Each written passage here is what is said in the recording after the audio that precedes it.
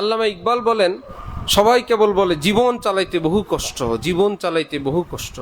আল্লামা ইকবাল বলেন, না, জীবন চালাইতে কষ্ট না, ভোগ বিলাসিতে কষ্ট।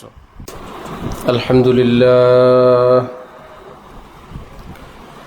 আলহামদুলিল্লাহি ওয়া কাফা ওয়া সালামুন আলা ইবাদিহিল্লাযীনা ইসতাফা, আম্মা বা'দ।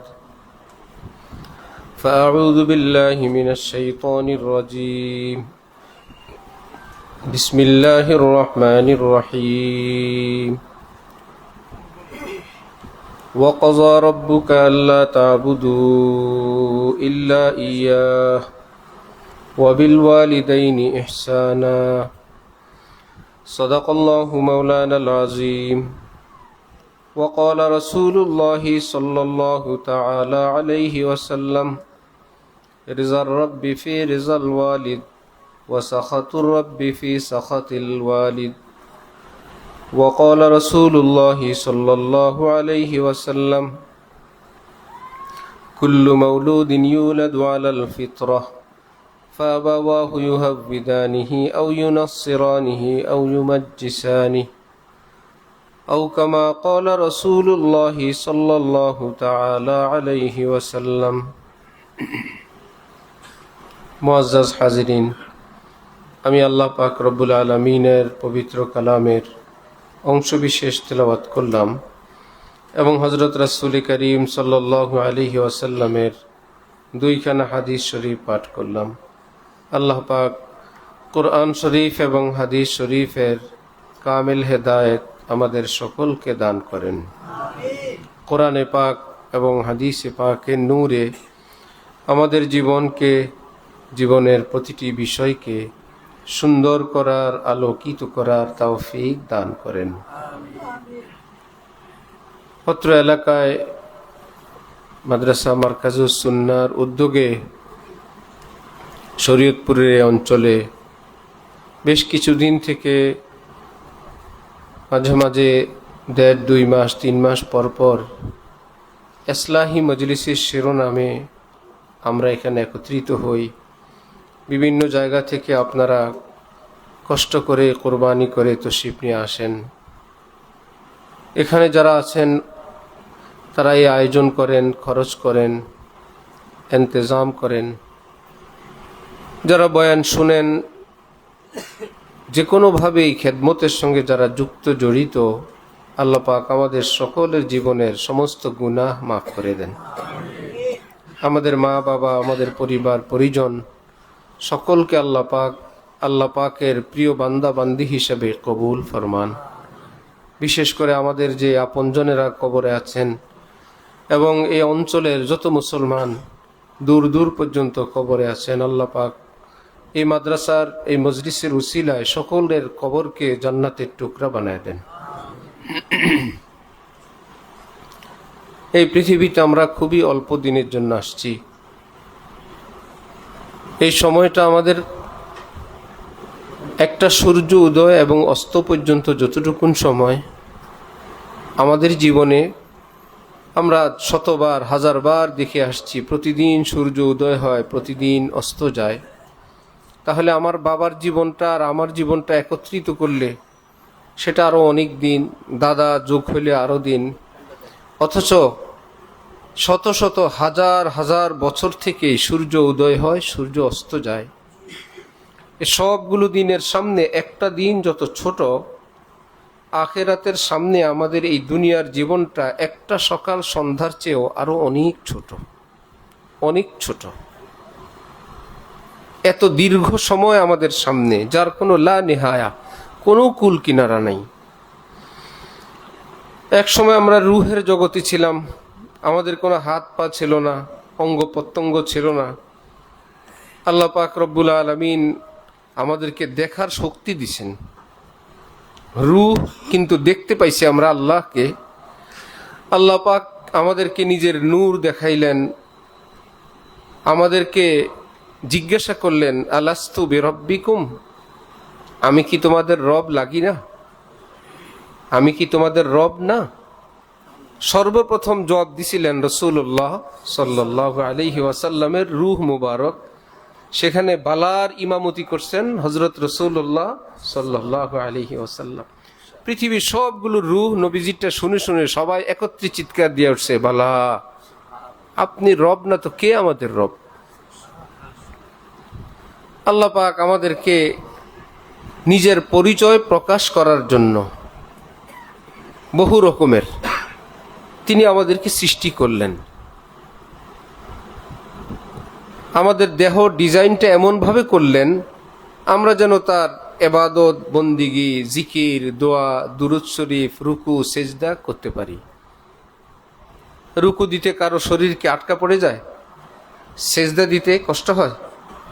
এমনভাবে তৈরি, কিন্তু এই ডিজাইনটাকে আমরা পিছনে করতে পারবো? পিছনের দিকে, ডানে বায়ে কেউ কোনো দিকে পারবে না। সেজদা করলে পাটে পাটে পাটে পাটে মনে হয় একদম সেজদার উপযুক্ত বানায় আল্লাহ পাক আমাদের দেহটা তৈরি করছেন। এক হাদিসে কুদসিতে আছে, পৃথিবীর মানুষ যদি এমন হয় কারো থেকে কোনো গুনাহ সংঘটিত হয় না, কোনোভাবেই কেউই কোনো গুনাহ করে না, এমনটা হবে না, কিন্তু আল্লাহ পাক নিজের রহমত প্রকাশের জন্য একটা ভূমিকা বললেন। যদি এমন হয় কারো কোনো গুনাহও নাই, কারো কোনো মাপ চাওয়াও নাই, তাহলে মানুষ সৃষ্টি করলেন আল্লাহ পাক নিজের গুণ এবং নিজের রূপ প্রকাশের জন্য। আমি কি কি পারি কোথায় দেখাবো? তিনি বলেন যদি কেউ কোনো গুনাহ নাই করে, আমার কাছে ক্ষমা নাই চায়, তা আমি কাকে মাফ করব? এগুলো সব মারবো, সবগুলোকে মৃত্যু দিয়া কবরে পাঠিয়ে দিব। নতুন করে আবার কিছু মানুষ তৈরি করব যারা গুনাহ করতে চায় না, ভালো থাকতে চায়, কিন্তু মাঝে মাঝে গুনাহ হয়ে যায়, শেষে আমার কাছে মাপ চায়। যখন মাপ চাইবে আমার কাছে, আমি তখন বলবো যাও তোমাকে মাফ করে দিলাম, আমি যে ক্ষমা করতে পারি এবার দেখাইতে পারলাম। আমার ক্ষমা করা একটা গুণ। হযরত রাসূল সাল্লাল্লাহু আলাইহি ওয়াসাল্লাম হাদিস শরীফে বলেন, আল্লাহুম্মা ইন্নাকা আফুউন কারীম, আয় আল্লাহ আপনি ভীষণ ক্ষমাশীল। কারীম শব্দ যোগ করে বললেন, এমন ক্ষমা চায় না আপনি তাকেও ক্ষমা করেন, ক্ষমার উপযুক্ত না তাকেও ক্ষমা করেন, চায় যা তার চাইতেও আপনি বেশি দান করেন, আপনি তো কারীম। ছোট্ট বাচ্চা এক মুঠ খাবার খেয়ে বলে আর খাবো না, মা তখন কি বলে? আর একটু নাও না, আমার পেট ভরে গেছে, একটু ধমক দিয়ে বলে না আর একটু খাও। শেষে নিজ হাতে খাওয়া শেষ হইলে মা বলে আচ্ছা আমি 2 লোকমা খাওয়াই দেই। এগুলো কি মায়ের পেট ভরবে না সন্তানের? এই যে মায়ের এই গুণটা, এটাকে বলে করম, মাকে বলে করিম, যে যাকে দিবে সে নিতে চায় না, সে খেতে চায় না, কিন্তু দয়ার বশবর্ত হয়ে দয়ার টানে, মায়ার টানে কি করে, মা না তোমার খাওয়া লাগবে, তোমার খাওয়া লাগবে, আমি খাওয়াই, এই তরকারি খাবা না অন্য তরকারি খাবা।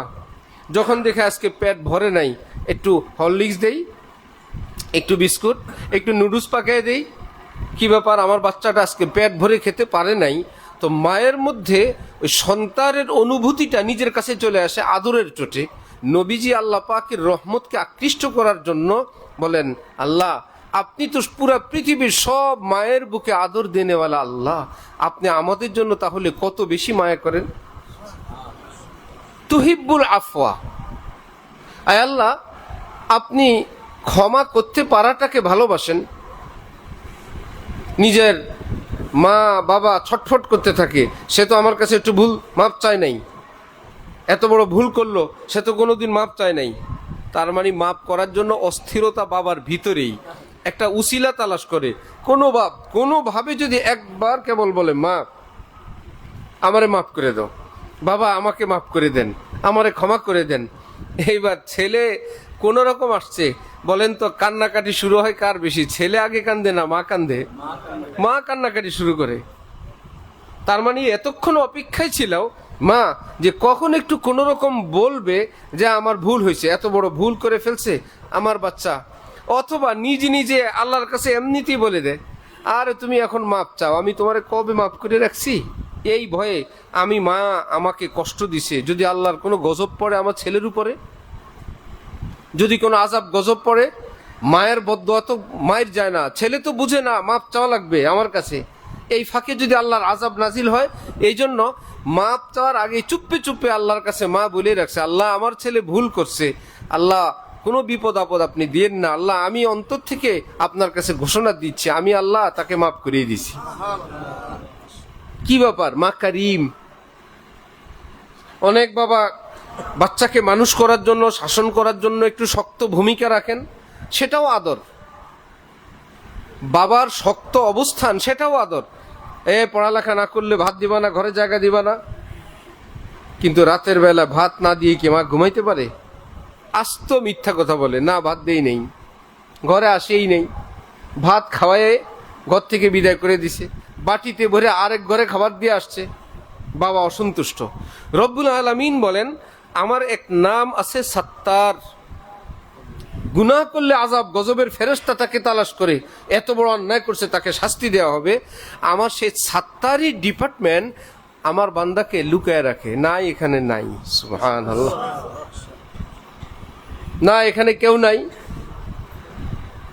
তো মায়ের মধ্যে এইটুকুন করম যে ক্ষমা চাওয়ার আগেই তিনি ক্ষমা করে রাখেন। যদি বিপদ আসে তো সেই মায়ের কাছে যখন সন্তান ক্ষমা চায়, সেই মা আগেই কান্নাকাটি শুরু করে, বাবা আমি তোর অপেক্ষায় ছিলাম, আমি তো কবেই মাফ করে দিছি। আল্লাহ পাকের নিকট নবীজি ইরশাদ করেন তুহিব্বুল আফওয়া, আল্লাহ আপনার কোনো বান্দাকে ক্ষমা করা আপনার কাছে ভালো লাগে, ফাফু আন্নি। আমাদের হযরত ওয়ালা করাচি রহমতুল্লাহি আলাইহি বলেন, ফা শব্দ দিয়ে নবীজি আল্লাহর কাছে বলতেছেন তাহলে জলদি জলদি মাফ করে দিয়ে দেন, জলদি জলদি মাফ করেন, যে আল্লাহ আপনি তো ক্ষমা করা ভালোবাসেন। তো এই কিতাবের অংশ পড়তে গিয়ে আমরা ব্যাখ্যা করলাম, কোনো বাবা কোনো স্বামী গরম গরম ভাত পছন্দ করে, স্ত্রী গরম ভাত পেশ করে, সে কোনো কাজে মশগুল, লেখালেখি পড়ায়। এখন বাবা হোক স্বামী হোক কিসের পাশে থেকে কি বলে, গরম গরম খেয়ে নেন ঠান্ডা হয়ে যাবে, মানে আমি এক্ষুনি দিলাম গরম গরম খেয়ে নেন, আপনি তো গরম পছন্দ করেন।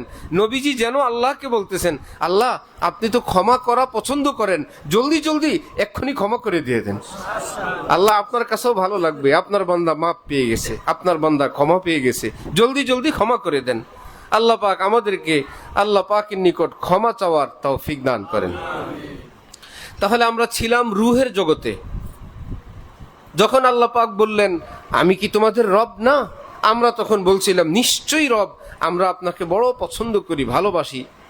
কি দিয়ে ভালোবাসবে? হাত নাই, পা নাই, ঠোঁট নাই, জমিন নাই, কপাল নাই। আল্লাহকে ভালোবাসার জন্য আল্লাহ পাক এই পুরো ফিল্ড তৈরি করলেন। এত সুন্দর বাগ বাগান দিলেন, একটা ফুল দেখলে বলে আল্লাহ কি সুন্দর, ওই যে আল্লাহ কি সুন্দর, আল্লাহ বলে হয়েছে আমার নাম নিছো, এই জন্যই তো ফুলটা বানাইছি। গোলাপটা কি সুন্দর রে, সুবহান আল্লাহ, আরে সুবহান আল্লাহ বলছো তুমি, এই জন্যই গোলাপ বানায় রাখছি। এক মার্কেটে গেলাম, তো কোন এক দোকানে সদাইপাতি দেখলাম, পরে আরেকটু দেখার জন্য সাথী সঙ্গী সহ আমরা আরেক দোকানে গেলাম, তৃতীয় দোকানে গেলাম, দেখি আগের দোকানদাররা হাসে। কি ব্যাপার, হাসেন কেন? বললো এই 5-6 একই আইটেমের দোকান, বিভিন্ন নামে, সব একই মালিকের। কার থেকে নিবেন নেন, নাম আলাদা, এক এক কোম্পানির এজেন্ট সে নিছে, এটার এজেন্ট এটা, এটার এজেন্ট এটা, এই কোম্পানির এটা, এই আইটেম এটা, সব বিকালে একই মালিকের। তাহলে মালিকের এমন সিস্টেমে দোকান সাজাইছে, আপনি দাম দস্তুর করে আরেক দোকান থেকে নিবেন, খোঁজ নিয়ে জানা যাবে সেটা কি ভিন্ন মালিক না একই মালিক। সুবহানাল্লাহ। রব্বুল আলামিন বলে আমার দোকান কত বড় সাজাইছি দেখছো, তোমার গোলাপ ভালো লাগে? বলে আমার হাসনায়না ভালো লাগে। নেও হাসনায়না ভালো, টগর ভালো লাগে, আচ্ছা জুই ভালো লাগে, জবা ভালো লাগে, যা যা ভালো লাগে। রব্বুল আলামিন বলে আমি জানি তোমাদের রুচি ভিন্ন ভিন্ন, এই জন্য আমিও ভিন্ন ভিন্ন দোকান দিয়ে বসছি, যেটা নিবা সেটাই আমি আল্লাহ, সেটাই আমার। চাউল একরকম দিলে ভাতের কাজ হয়ে যেত না, আমার মোটা চাল পছন্দ, আমার চিকন চাল পছন্দ, আমার লম্বাটা পছন্দ, আমার ঘেরান পছন্দ, খাও কাটটা খাইবা। সুবহানাল্লাহ। কুলু মির রিজকি রাব্বিকুম ওয়াশকুরু লাহ। রব্বুল আলামিন বলেন কত রকমের রিজিক আমি ছড়ায় ছিটায় রাখছি, এগুলো সব তোমাদের রবের, খাও আর সেই রবের শুকরগুজারি আদায় করো, বলো আলহামদুলিল্লাহ। সূরা ফাতিহার শুরুতে 30 পারা আল্লাহ নাজিল করলেন। 30 পারার প্রথম শব্দ কি? আলহামদুলিল্লাহ। কোরআন শরীফ শুরুই করছেন আলহামদুলিল্লাহ শব্দ দিয়ে। অর্থ কি জানেন? এই পৃথিবীর এই মাথা থেকে ওই মাথা, পৃথিবীর জন্ম থেকে নিয়ে শেষ পর্যন্ত মানুষ আর জিন এবং সমস্ত মাখলুকাতের যত প্রশংসা যে যেখানে করে, আল্লাহ বলেন সব আমার। সকল প্রশংসা আল্লাহর, এটা বলি না আমরা? এই সকলের তর্জমা বুঝেন? সকল মানে আপনার আর আমার সকল না, আমার আব্বার, আপনার আব্বার, দাদার, বড় আব্বার, হযরত আদম থেকে নিয়ে শেষ পর্যন্ত। এটা কি সকল হইল? জিন রয়েছে না আমাদের সকল। তাহলে জিন হইলে তো কিছু তারিফ জিনেরও রয়ে গেছে, মানব জাতির এবং জিন জাতির। তাহলে কি সকল হইল? পোকামাকড় আছে না?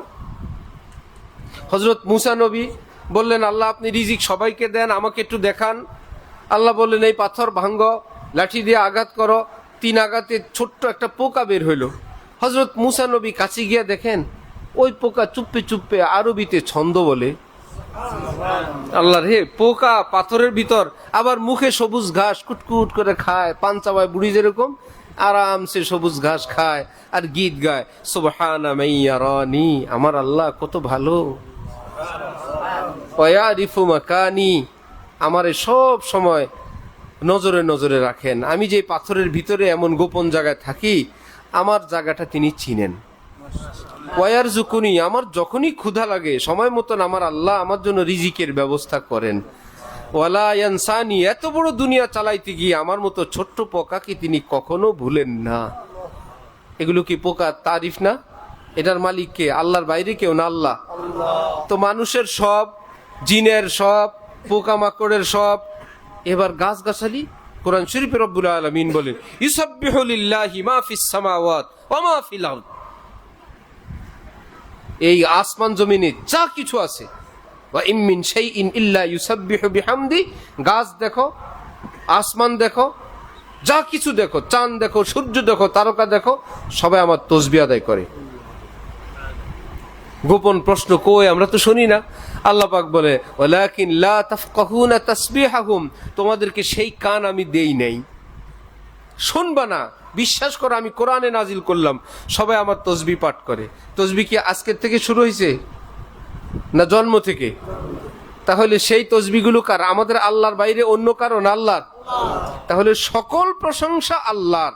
এই শব্দটা শুনতে ছোট, কিন্তু অর্থ হলো যে হযরত আদম থেকে নিয়ে পুরা পৃথিবীর সবার, সব সময়ের, জিন জাতির সবার, পৃথিবীর সমস্ত মাখলুকাতের, সমস্ত আসমান জমিন তারকার সব প্রশংসা আল্লাহর। তাহলে শব্দটা ছোট হইলো, অর্থ ছোট না, অনেক বড়। নবীজি বলেন, আলহামদুলিল্লাহ তামলাউল মিজান। কেউ যদি একবার আলহামদুলিল্লাহ বলে, কিয়ামতের দিন যে পাল্লা দিয়ে আমল ওজন করা হবে, ওই পাল্লাটা নেকি দিয়ে আল্লাহ পাক একদম ভরপুর করে দিয়ে দেন। সাহাবীরা বলে, পাল্লাটা সাইজ কয় কেজি ধরে? এক পাল্লা দিব তো বুঝলাম। নবীজি বলেন, সাইজ শুনবা? এই 7 আসমান 7 জমিন পুরাটা যদি এক পাল্লা রেখে দাও, পাল্লা পুরাটাই খালি থাকবে, এক কোনায় অল্প একটু জায়গা লাগবে। 7 আসমান 7 জমিন পুরাটা এক পাল্লায় নেওয়া যাবে। সাহাবীরা বলে, এ রাসূলুল্লাহ, আর একটা সোয়াল, কি মাপবে কে? পাল্লাটা উঠাইতে হবে না? এত বড় পাল্লা, একদিকে বাটখারা যদি থাকে 5 কেজির, অপর দিকে 5 কেজি, মোট 10 কেজি উঠানোর জন্য শক্তিওয়ালা লোক লাগবে না? সাহাবাই কেরাম বললেন, এটা হাতি নিয়ে ওজন করবে কে? নবী বলেন, জিব্রাইল। জিব্রাইল জিব্রাইল ওজন করবে। আল্লাহু আকবার। তাহলে একবার আলহামদুলিল্লাহ বললে নেকির পাল্লা, অর্থাৎ আমল ওজন করার পাল্লা, ভরপুর পরিমাণ নেকি আল্লাহ পাক বান্দাকে দান করে দিয়ে দেন। বান্দা খাওয়া দাওয়ার পর বলল আলহামদুলিল্লাহ, কাম হয়ে গেছে। মেরাজের সময় হযরত ইব্রাহিম আলাইহিস সালাম এর সঙ্গে আমাদের নবীজির সাক্ষাৎ হইলে আমাদের কথা মনে পড়ছে হযরত ইব্রাহিম নবীর। আমরা তো ওনার সন্তান, আমাদের আব্বা তিনি। বললেন, আখরি উম্মাতাকা মিন্নি আসসালাম, হে মুহাম্মদ, আপনার উম্মতকে আমার সালাম দিয়েন। আখরি উম্মাতাকা মিন্নি আসসালাম, তাদেরকে সালাম দিবেন। আরেকটা কথা বলবেন, আন্নাল জান্নাতা কিয়ান, জান্নাতের মধ্যে আল্লাহ পাক বিশাল একটা অংশ খালি রাখছেন, কিছু অংশ নিজে সাজায় রাখছেন, বিশাল অংশ খালি রাখছেন। সেখানে গাছ গাছালি যেন এরা লাগায়। কেমনে লাগাবে? ওয়া গিরাসুহা সুবহানাল্লাহ, দুনিয়াতে বান্দা বান্দি বলবে সুবহানাল্লাহ, তার পক্ষ থেকে একটা গাছ আল্লাহ লাগাই দিবেন। আলহামদুলিল্লাহ, এখানে বলবে আলহামদুলিল্লাহ, সেখানে গাছ লাগবে। লা ইলাহা ইল্লাল্লাহ, এখানে বলবে সেখানে গাছ লাগবে। আল্লাহু আকবার, এখানে বলবে সেখানে গাছ লাগবে। 4টা শব্দ বললেন, সুবহানাল্লাহ, আলহামদুলিল্লাহ, লা ইলাহা ইল্লাল্লাহ, আল্লাহু আকবার। কয়টা শব্দ? আবার বলি, সুবহানাল্লাহ, আলহামদুলিল্লাহ, লা ইলাহা ইল্লাল্লাহ, আল্লাহু আকবার। মনে থাকবে ইনশাআল্লাহ? দিনে রাতে 24 ঘন্টায় যখনই মন চাইবে একবার একটু বলি, আল্লাহ যদি কবুল করলেন, আল্লাহ যদি কবুল করলেন আমারটা। কোনো ছেলে যদি বিদেশ থাকে, বাবার কাছে টাকা পাঠায়, কিছু বাবা আছে নিজে খায় লয় মোষ মারে, মেয়ের বাড়িতে যায়, বাবা বড় লোক, ছেলে এসে দেখে বাবা খালি, কি ব্যাপার, কি পাঠাইছো? বাবা যা পাঠাইছো তো আমরা খায় লয়ে দিন কাটাইছি। এক বাপ পাওয়া যায়। আবার আরেক বাপ পাওয়া যায় বড় ইনসাফওয়ালা, ভাই আমার ছেলে তোমরা রুজি করো তোমাদের, আমার ওই ছেলে রুজি করে, আমি তার, এটা তারটা তার, এবং এটাই উচিত, এটাই কর্তব্য। কি আবার কি করলো, আমার বাবা টাকা পাঠাইছে, এই টাকাগুলো এভাবে রাখলে লাভ নাই, জাজিরায় হোক আর ডগরি বাজারে হোক, পাশে অল্প একটু জমি কিনছে, আজ না হোক কাল বাজার এই পর্যন্ত আইসা পড়বে। অমুক জায়গায় ছোট্ট একটু রাখছে, টাকা পাঠাইছে 5 লাখ, ছেলে আইসা দেখে এটা হয়ে গেছে 50 লাখ। আল্লাহ, আমার কেমন বাবা, আমি কষ্ট করে রুজি করলাম আর আমার বাবা আমার জন্য এরকম রাখলো। ওই বাবা যদি কবরে থাকে, ছেলে আইসা যদি দেখে আমার বাবা দুনিয়া নাই, কবরের কাছে গিয়ে কানবে না যে আল্লাহ এমন আব্বা কি করে গেলেন আমার জন্য, আমি কি দিলাম আর আপনি কি করে গেলেন? আমাদের কেরানীগঞ্জে কয়েক ভাই বিদেশ থাকে, এক ভাই ছোট, তো সবাই বড় ভাইরা বলল যে তুই যদি বিদেশ আসস আব্বা আম্মাকে দেখবে কে, তো তোর ফ্যামিলি আমরা চালাবো, তুই থাক। সবাই বাড়ি গাড়ি করছে, ভাইয়েরা টাকা দিয়ে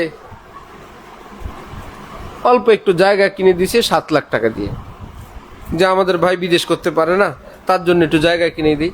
ওনারা বড় বড় অর্থ সম্পদ করছে, লাখ, 50 লাখ, 1 কোটি, 2 কোটি ইত্যাদি। এই বেচারাকে 7 লাখ টাকার জায়গা কিনে দিছে। সময়ের গুণে যখন মাওয়া হাইওয়ে হয়, আশপাশে পড়ে ওই ভাইয়ের 7 লাখ টাকার জায়গা হয়ে গেছে 7 কোটি। কপাল খুলছে না? রব্বুল আলামিন বলে ওই ভাইয়ের জন্য কত খুশি, আমার ভাইয়েরা 7 কোটি দিছে। ওই বাবার জন্য কত খুশি, 5 লাখকে 50 লাখ বানাইছে।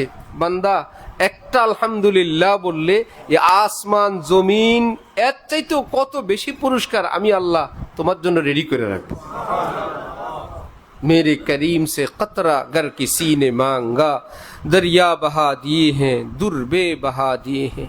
যে কেউ যদি কোনো বড় লোকের কাছে গিয়ে বলে যে ভাই আমাকে অল্প একটু মধু দিতে পারবেন, অল্প একটু মধু, সে বাচ্চাদেরকে বলল আরে এই যে ওখানে 5 লিটার একটা মধু আছে ওটা দিয়ে দাও।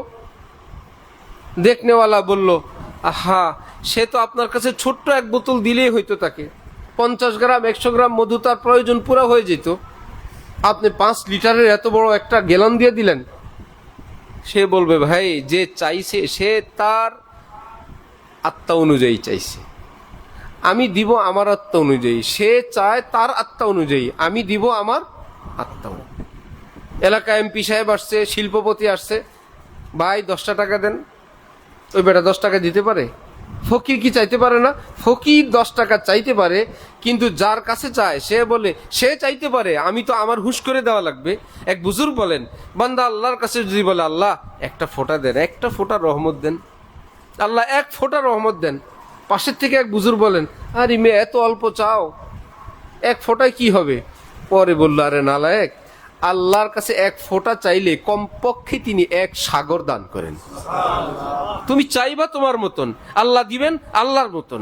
পৃথিবীর কোনো মানুষ যদি বড় লোক হইলে 10 টাকা ভিক্ষা দিতে লজ্জা পায়, 50 টাকা দিতে লজ্জা পায়, এত বড় খাজানার মালিক আল্লাহ, তিনি বলেন এ অল্প স্বল্প আমি দিতেও আমি আত্মমর্যাদার মধ্যে আমি তার বিপরীত মনে করে আমি তাকে এক মটকানা এক সাগর দান করে দিয়ে দিই। তাহলে আজকের থেকে আমরা একটা নতুন আমল শুরু করব। সময় পাইলে সুবহান আল্লাহ, আলহামদুলিল্লাহ, লা ইলাহা ইল্লাল্লাহ, আল্লাহু আকবার মনে থাকবে ইনশাআল্লাহ। আমার মা বোন যারা আছেন আশপাশে শুনেন, নিজেরা শুরু করবেন। হাকিমুল উম্মত হযরত থানবী বলছেন, পুরুষ মানুষ যতটুকুন জিকির আজকার করে, মুখ আওয়াজ করে একটু আলহামদুলিল্লাহ সুবহান আল্লাহ বলে, মা বোনদের মধ্যে কম মানুষ পাওয়া যায়। কেউ কেউ আছেন জিকির, হযরত বলেন, অথচ পুরুষের তুলনায় নারীকে জিকিরের নূর আল্লাহ বেশি দান করেন। কারণ তার অন্তরটা এই জগতের হাজার ঝামেলা থেকে মুক্ত, ব্যবসা নাই, বাণিজ্য নাই, রাজনীতি নাই, বহু ঝামেলা থেকে মুক্ত। আর সঙ্গে যদি পর্দা করেন তাহলে তো পুরাই পবিত্র। সেই বেচারি যদি জিকির করেন, জিকিরের নূর খুব অল্প সময় আপনি নিজে অনুভব করবেন যে আল্লাহ কি নূর। এই প্রসঙ্গে এক কথা আসছে, হযরত থানবী রহমতুল্লাহ আলাইহির কাছে এক মহিলা চিঠি লিখছে যে হযরত আমার শুধু নতুন জামা বানাইতে মন চায়, নতুন নতুন জামা কাপড় বানাইতে মন চায়, বিশেষ করে কাউকে যদি দেখি আর সুন্দর লাগে, আর আল্লাহ পাক আমাকে ধন সম্পদও দিছে, স্বামীও ভালো, বললেই বানাই দেয়। এখন আমি কি এরকম বানাইতে পারবো? হযরত থানবী রহমতুল্লাহ আলাইহি বললেন যে দেখেন, জবাব লিখছেন যে এরকম পছন্দ হওয়ার সাথে সাথেই বানাবেন না, একটু 2-4 দিন 5 দিন একটু থেমে থাকবেন, দেখেন এই অবস্থাটা কি থাকে না চলে যায়। আকর্ষণটা হয়তো 2 দিন পর এমনিতেই চলে যাবে, ঝামেলা নাই। 2-4 দিন পরে যদি দেখেন যে না, তারপরেও আপনার মনে চায়, স্বামীরও টাকা পয়সা আছে, আপনারও তৌফিক আছে, তো এক কাজ করেন, এটার একটা খোঁজ নিয়ে রাখেন কোথায় কি পাওয়া যায়।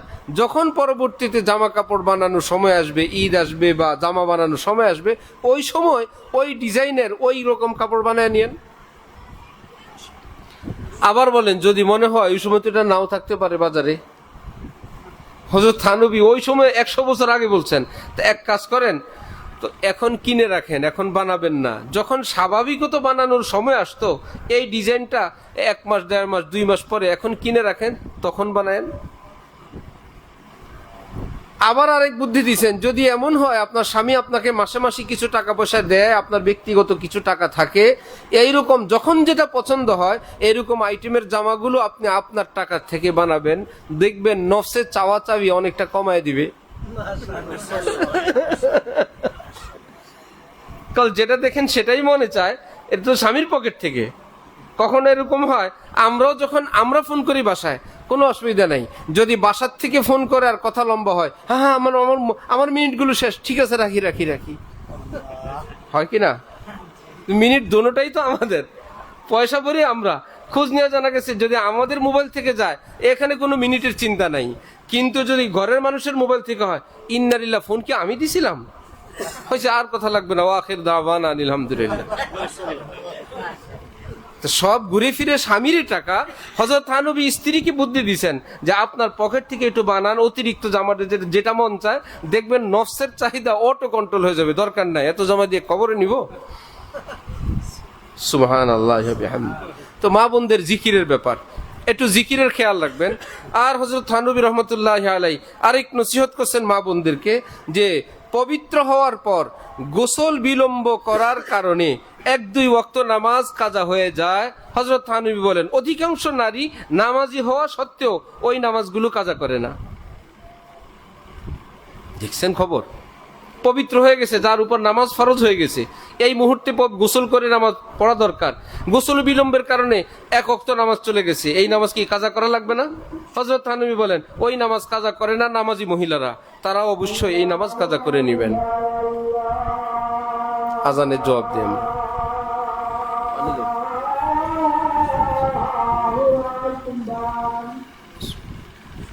আল্লাহু আকবার।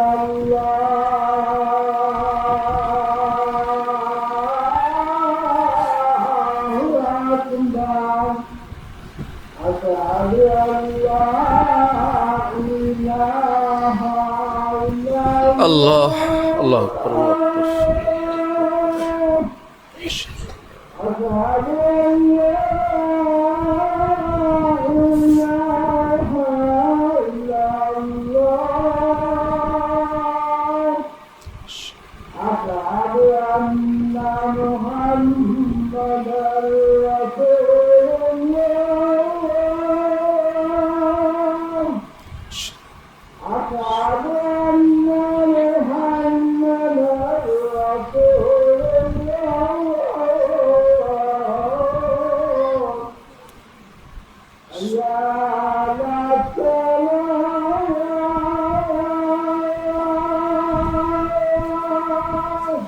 لا حول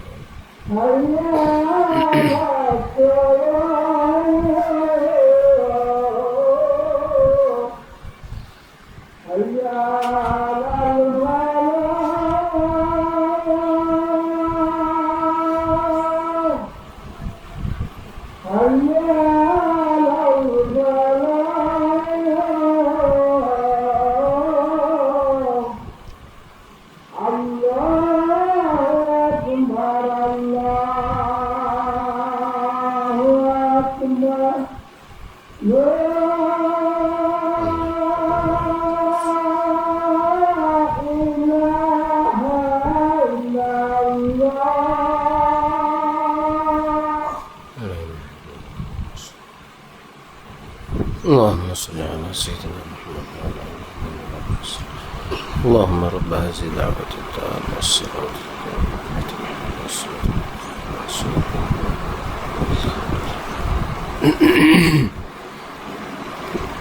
হ্যাঁ, নামাজ ঠিক আছে তো। ওখানে জামাত কয়টা? 8টায় না? 8টায় তো ঠিক আছে, আজকে 8টায় জামাত হবে ইনশাআল্লাহ। আল্লাহ, তো বলতেছিলাম আমরা রুহের জগতে ছিলাম, কেমন আমাদের হাত পা ছিল না, আল্লাহ পাক আমাদেরকে হাত পা দিয়ে দুনিয়াতে পাঠাইছেন।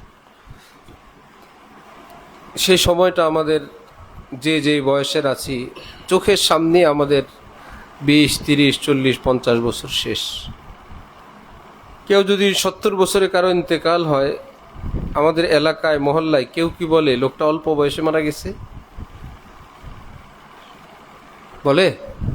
65 বছরে মারা গেলে কেউ বলে? রাস্তাঘাটে ব্যানার লাগায় অকাল মৃত্যুতে আমরা শোকাহত। 65 হয়ে ভাই 60-এর উপরে উঠছে তো ভালোই পাইছে, বয়স ভালোই পাইছে। তাহলে আমাদের সেই 60, 65, 70-এ যেতে কতদিন বাকি আছে? অল্প কয়েকদিনের জন্য এই পৃথিবীতে আসা, এই রং তামাশা, এই জীবন, এই যৌবন। আল্লামা ইকবাল বলেন, সবাই কেবল বলে জীবন চালাইতে বহু কষ্ট, জীবন চালাইতে বহু কষ্ট। আল্লামা ইকবাল বলেন, না, জীবন চালাইতে কষ্ট না, ভোগ বিলাসিতে কষ্ট। কাপড় 1-2 জোড়া হইলেই মানুষের জীবন চলে যায়। তোমার স্পেশাল কাপড় লাগবে 10 জোড়া লাগবে, ওই স্পেশালে আর 10 জোড়ার জন্য তুমি কষ্টে আছো। লজ্জা ঢাকতে তো তুমি কষ্টে নেই। থাকার জন্য একটা ঘর দরকার, আলহামদুলিল্লাহ চোর না ঢুকে, মেঘ বৃষ্টি সাপ বিচ্ছু না আসে, এইটুকুনে সহজ হয়ে যায়। না, তোমার বিল্ডিং লাগবে, মার্বেল টাইলস লাগবে, ভিতরে ফার্নিচার লাগবে, ডাবল গেট লাগবে, স্পেশাল তালা লাগবে, দামি লকার লাগবে, দামি দামি কল লাগবে। কষ্ট তো ওখানে হয়, মূলটাতে হয় না। কোন রকম একবেলা খাবার খেলেই হয় না, একদম পদ্মার পাড় থেকে মাছ লাগবে, সিঙ্গাপুরের তেল লাগবে, অমুক দামি চাল লাগবে। এটা তো কষ্ট হবেই। আলহামদুলিল্লাহ ভাই, যা আছে, আটা আছে, চাল আছে, পাকাও, শাক লতা আছে, সেটা কি কম স্বাদের জিনিস? কম স্বাদের জিনিস না। একই বেচারা খবর দিয়ে ইলিশ মাছ নিয়ে আসলো, আরেক বাজার থেকে গরু গোশত নিয়ে আসলো, আরেক জায়গা থেকে বাবুর্চি নিয়ে আসলো, খাবে। কত কষ্ট করে দুপুর বেলার খাবার আয়োজন করলো।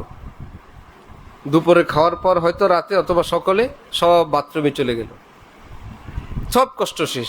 আরেক বেচারা ভাবলো, আরে ভাই কয়েকদিনের জন্য আসছি দুনিয়ায়, এত খাম করার প্রয়োজন কি? যাও ডগরি বাজারে কি আছে, লাল শাক আছে, পাট শাক, পুঁই শাক, আর কি ছোট চিংড়ি মাছ, বিসমিল্লাহ, মসুরের ডাল আছে, চিকন মোটা ভাত আছে, যাই আছে, গরম গরম ভাত দিয়ে বাস এই বেচারার কষ্ট কি অনেক বেশি হয়েছে না অল্প? অল্প কষ্টে জীবন পার। ভোগ বিলাসিতায় জীবন, অনেক কষ্ট।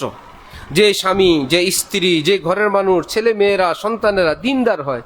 হযরত আব্দুল কুদ্দুস গাঙ্গুহি রহমতুল্লাহি আলাইহির স্ত্রী ক্ষুধায় কষ্ট, স্বামীকে বলতেছিলেন আমি আর সইতে পারি না, আপনি কি কারো থেকে একটু বাকিতে আনবেন? স্ত্রীকে তিনি বুঝান কিভাবে, বিবি আর কয়েকটা দিন সবর করো, একত্রে জান্নাতিকে ইফতার করবো ইনশাআল্লাহ, আর অল্প কয়েকদিন। এই জন্য এই দুনিয়াটাকে অস্থায়ী মনে করা এটা মুমিনের একটা ইমানি কর্তব্য। তখনই কারো কাছে সরি বলতে সহজ লাগবে, স্ত্রী সন্তানের উপর কষ্ট সইতে সহজ হবে, তাদেরকে মাফ করতে সহজ হবে, কেউ জুলুম করছে মাফ করে দিতে সহজ হবে। আমাদের ওস্তাদ হযরত মাওলানা আব্দুল মজিদ ঢাকুবি হুজুর ঘিয়ের ব্যবসা করার জন্য এক লোক হুজুর থেকে 5,000 টাকা নিছে, এখন থেকে মনে করেন 70-80 বছর আগে। সে বেচারা লাভ দিবে, লাভও না পুঁজিও না, শুধু তারিখ দেয়। লালবাগ মাদ্রাসার এত বড় হুজুর শুধু তারিখ দেয়। হুজুর একদিন ডাকলেন ওই ব্যক্তিকে, শুনেন আপনি একটা ঝামেলা আছেন, আমিও একটা ঝামেলা আছি, আমি অপেক্ষায় থাকি আপনি আসবেন দিবেন, আর আপনিও প্রস্তুতি নেন, পারেন না, শুনেন ওই টাকা কটা আমি মাফ করে দিলাম, আপনিও শান্তিতে থাকেন আমিও শান্তিতে থাকি, কোনো ঝামেলা নেই আজকের থেকে, আপনার মাথায় কোনো চাপ নাই, আমার মাথায় কোনো, কত শান্তি আমাকে দুইজনের। যারা আখেরাতওয়ালা মানুষ হয় এরা নিজেকে নিজের শান্তির পথটা এভাবে খুঁজে নেয়, অমুকের আল্লাহ ভরসা মাফ করে দিলাম, আল্লাহই যথেষ্ট। আর আমার আপনার অভ্যাস, একটা ঢিল মারছে, একদিন রাগত কথা বলছে, যেই দিন তার প্রতিশোধ না নিতে পারবো 10 বছর পর্যন্ত এটা লালন। ওই 10 বছর আগে আমার আপনার কবর, প্রতিশোধ তো নিতে পারলামই না। আর প্রতিশোধের আগুন এটা গুনাহের আগুন, নিলেও গুনাহ হইতো, একটা গুনার লালন করেই জীবন শেষ করে দিলাম। ভাই মাফ করে দাও, ভাই চলো, জিন্দগি কা ভিসা না কাবেলে তাজদীদ হয়, আসছি কয়েকদিনের জন্য, কোন রকম কাটলে হয়েছে। এই কথাটাকে এক বুজুর্গ এই ভাষায় বলছেন, হাম এসে রহে ইয়াকে ওয়েসে রহে। ভাই দামি খাটে ঘুমাই আর কোন রকম তক্তা দিয়ে চকি বানাই ঘুমাই, हम ऐसे रहे या के वैसे रहे वहां देखना है कि कैसे रहे। এই ঘুম তো ভাই বড় ঘুম না, কবরের ঘুম হইল মেন, সেখানে কেমনি ঘুমাবো দেখার বিষয় হলো এই। হায়াতে দু রোজা কা কি আয়েশ গম, 2 দিনের হায়াত নিয়ে এত টেনশন, এত লম্বা আখিরাতের কোনো টেনশন নাই। মুসাফির রহে জैसे তैसे রহে, কারো চা খাওয়ার দরকার, ঢাকায় যাবেন, মাওয়া ঘাট এক সময় ছিল, ভাই চা খাবেন, কেউ কি উন্নত সোফার চেয়ার খুঁজছিলাম জীবনে, ভাই আমি সোফাওয়ালা মানুষ, আমি সোফায় বসে চা খাই, কেউ কোনোদিন সোফাওয়ালা মাওয়া ঘাটে সোফা খুঁজে নাই, আরে বলে নাই এইরকম স্পেশাল চা বানাও, ভাই আমার চায়ের অভ্যাস, স্টক উঠছে একটু চা দাও তো, টুলের মধ্যে উঁচা নিচা ঠকঠক করে কাজ চিত হয়ে পড়ে, কি ভাই দে কোনো রকম হইলেই হয়েছে, আমি তো আমার বাসায় গুলশানি গিয়ে চা খাবো, আমি তো আমার শরীয়তপুরে অরিজিনাল চা খেয়ে আসছি, আল্লাহর কসম আমরা জান্নাতি ছিলাম, আবার জান্নাতে যাবো ইনশাল্লাহ। তাহলে মধ্যখানের চা চু একটু অসুন্দর হইলে, অনুন্নত হইলে চলবে না ইনশাল্লাহ। নিয়ত করবো আরে চল কোন রকম লাল শাক আর গুড়া মাছ, আলহামদুলিল্লাহ মেন খাওন তো আমাদের জান্নাতের। হারাম খায়া জান্নাতের পথ নষ্ট করব, হারাম খায়া আমল নষ্ট করব, এই ভোগ বিলাসিতার জন্য ঝগড়াঝাটি করব, এই হারাম দুনিয়ার জন্য জায়েজ না জায়েজ, অন্যের হক, দেশের হক, জনগণের হক সেটা নষ্ট করব, এই ক্ষমতায় যাওয়ার জন্য মিথ্যা কথা জুলুম অত্যাচার করব, আলেম ওলামাদের বিরুদ্ধে বলবো, এই দুনিয়ার কয়েকদিনের ক্ষমতার জন্য, মুমিনের কাজ না। আরে ভাই চলো আল্লাহ আল্লাহ করো, নিজের আখিরাত গুছাও, মালাকুল মৌত আসবে, এভাবেই রওনা হওয়া লাগবে। না বউ, না শাশুড়ি, না ভাই বেরাদার, না নেতা, কেউ না, পুকুর পাড়ে বাঁশ ঝাড়ে অন্ধকারে মাটি চাপা দিয়ে আসবে, 24 ঘন্টা সময় কেউ নেয় না, মৃত্যুর কয়েক ঘন্টা পরেই জানাজা, এর মধ্যেই কাপড় পেঁচায় কবরে ঢেকে দিয়া সবাই এসে যায়। নবীজি এক কবরে গেলেন, দাফন হওয়ার পর নবীজি সব মানুষ যখন উঠে গেল, সবাইকে নবীজি বললেন তোমাদের এই মৃত ভাইয়ের জন্য দোয়া করো, এক্ষুনি সে কঠিন পরীক্ষার সম্মুখীন হবে, সবাই যেন সে যেন প্রশ্নগুলোর জবাব দিতে পারে, এক্ষুনি তার জন্য সবাই দোয়া করো। এবং নবীজি বলেন সেই মৃত ব্যক্তিটা ওই কবরের কাছে আসা মানুষগুলোর পায়ের আওয়াজ শুনতে পায়, যা আর কারো আওয়াজ শোনা যাচ্ছে না, একে একে সবাই চলে গেছে। দবা কে কবর মে সব চল দিয়ে, না দোয়া না সালাম, জরা সি দের মে ক্যা হো গয়া জামানে কো। আমার ফ্যামিলির ছেলে মেয়ে বউ বাচ্চারা আমাকে পুকুর পাড়ে রেখে এভাবে চলে গেল, একটা সালাম দিল না, একটু মুসাফা করলো না। সে সারা জীবন কবর কবর শুনছিলাম যে এই কবরকে, আমি এখন চিরসত্য সেই কবরের মধ্যে অন্ধকার, সাথীহীন, সঙ্গীহীন, যদি কিসমত ভালো হয়, রব্বুল আলামিন বলেন প্রশ্নগুলোর জবাব দেওয়ার সাথে সাথে আসমান থেকে জবাব আসে, সাদাকা আব্দি, এই ফেরেশতারা আমার বান্দা সব প্রশ্নের উত্তর 100-তে 100 দিছে, মাটিতে শোয়াবা না, জান্নাতের বিছানা বিছিয়ে দিয়ে দাও। এই দুনিয়ার কেমিক্যাল ওয়ালা সাদা কাপড় চলবে না, আলবিসুহু মিনাল জান্নাহ, জান্নাতের পোশাক পরাও এবং জান্নাত পর্যন্ত তার জন্য একটা সুড়ঙ্গ করে দাও। এই ছোট্ট কবর হবে না, এক হাদিস আছে 70/70 কবরটাকে সুপ্রশস্ত করে দিয়ে দাও। সেই কবরে কি আমরা যাব না ইনশাআল্লাহ? বিপরীত হলে তো কত কঠিন কঠিন আযাব গজব, যে এই পাশের হাড্ডি ওদিক থেকে, ওই দিকের হাড্ডি এদিক থেকে চলতেই থাকবে। সেই কবরের যাত্রী আমরা, যে যেই বয়সের, যে যেই পেশার, যে যেই গোত্রের, যেখানের হই, স্বামী হই, স্ত্রী, নারী হই, পুরুষ, কবরই তো যাচ্ছি। এই জন্য আমার ভাইয়েরা, যে যেখানে আছি কবরকে না বলি, একটু মাঝে মাঝে আল্লাহর কাছে কান্নাকাটি করি, আস্তাগফিরুল্লাহ বলি, ফরজ নামাজগুলো, ওয়াজিব আমলগুলো, সুন্নতে মুআক্কাদাগুলো করার চেষ্টা করি, করবো ইনশাআল্লাহ। আল্লাহ আমাদের সবাইকে তৌফিক দান করেন। দুরূদ